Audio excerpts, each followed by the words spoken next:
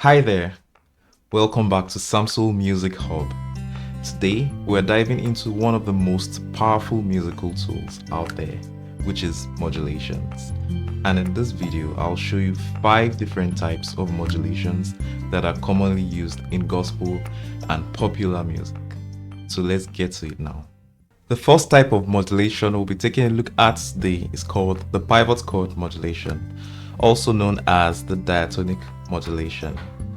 This is a very common and natural sounding modulation, and how it works is that you use a chord that exists in both keys, called a pivot chord, to smoothly transition to the new key you're trying to get to. Now that pivot chord makes the flow of transitioning smooth and soothing. So right now we'll take an example of how this works musically in practical terms.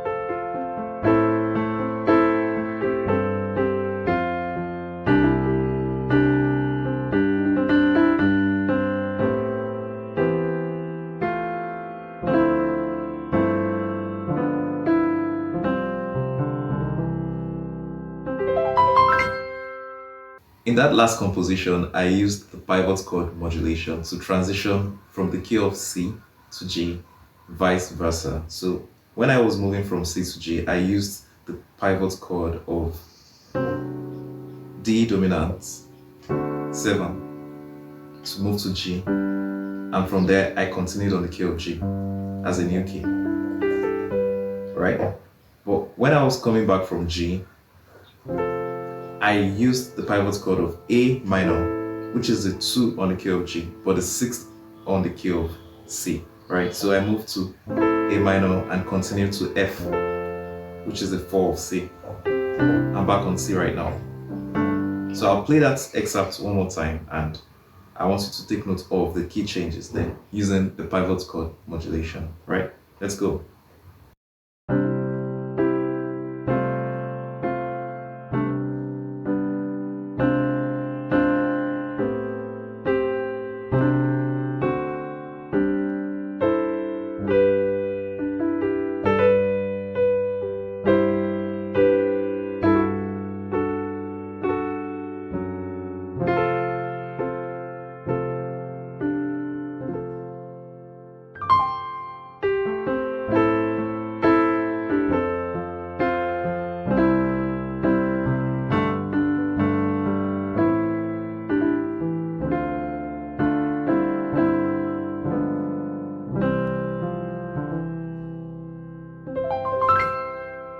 The second type of modulation we'll be looking at today is called the parallel modulation, and this type of modulation involves a major key moving to a minor key or vice versa.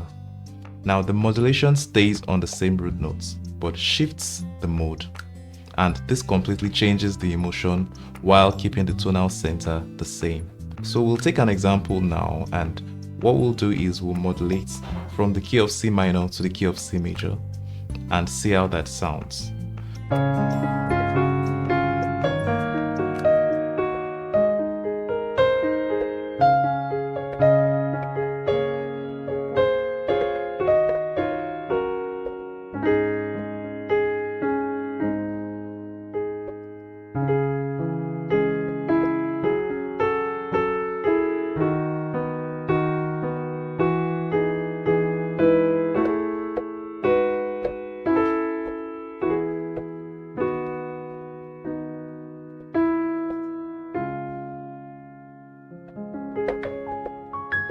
That was the parallel modulation, and what I did was basically to move between the keys of C sharp major and C sharp minor.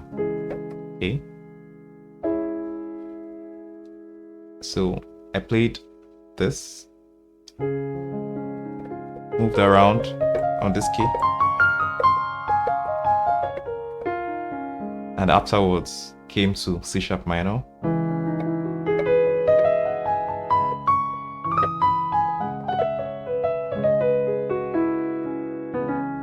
and finally ended on C sharp major.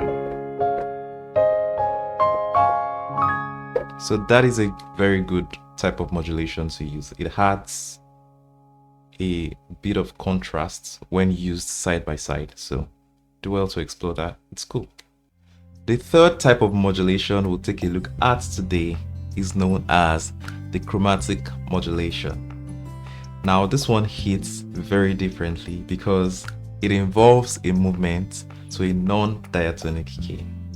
Oftentimes it could just be a half step or even a minor third away, but it is done without the use of a pivot chord. That is what gives it something special, and anytime it's used, it creates this emotional lift as well as a dramatic and powerful effect that grabs the attention of listeners. So let's take a look at how this is used practically in music.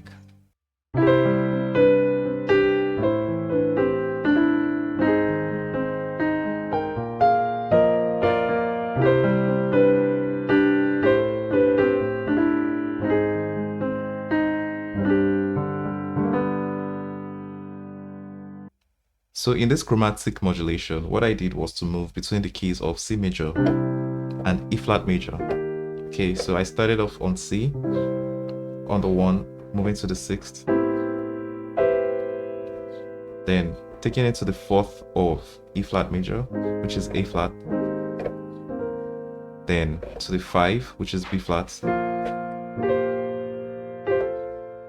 then moving back C, A flat, and G.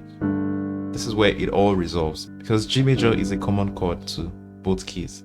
So on the key of E flat, G major is a 3, while on the key of C, G major is the 5. This next modulation we'll be taking a look at is known as the stepwise modulation, and it's one of the most popular styles of modulation there is, cutting across different styles of music. So what you do is you simply take a key and shift that entire key either by a whole tone or a semitone, and in turn you get a boost in energy in your music. So let's take an example of that, seeing how it works practically in music. So we have happy birthday to you, happy birthday to you, happy birthday, happy birthday, happy birthday to you. I'm moving up now to G. Happy birthday to you, happy birthday to you, happy birthday. So that's how stepwise modulation works. It's simply just taking the song up a whole tone or a semitone, right? In this case, we went a whole tone from F to G. Now, last but not the least on our selection of modulation types today is a type of modulation called the modal modulation, also known as modal interchange. So modal modulations are more subtle because they only involve brief shifts between modes of a scale, or borrowing chords from a parallel mode, like borrowing from C minor while you're still playing on the key of C major. Okay, so what this does is to create more color and richness within your playing, and essentially you don't leave the key you're playing in the real sense, but you only decorate with harmony and modal spice when you do this type of modulation. So let's take a look at how this works also using musical examples. Right now, I'm going to show you how a modal modulation sounds with this example.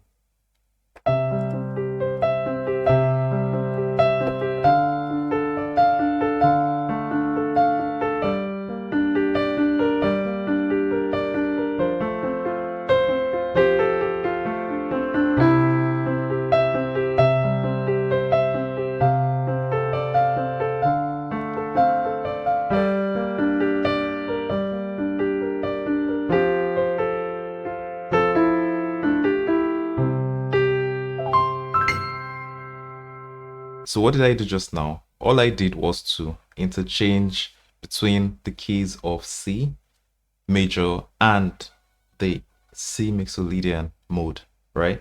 So by doing that, it gave a very unique and wonderful sound. Now what I did was I played a progression starting on C major, moving to D minor, now going to the 5 chord on C mixolydian, which is G minor. This chord is not part of the diatonic chord of C. Then this is a common chord between the C major key and the C mixolydian mode. So this brings us back to C. So usually for all these modulations, if you want to trade back and forth them, all you need to do is to look for a common chord that both of them share. And by using that chord, you can always resolve back to the original key.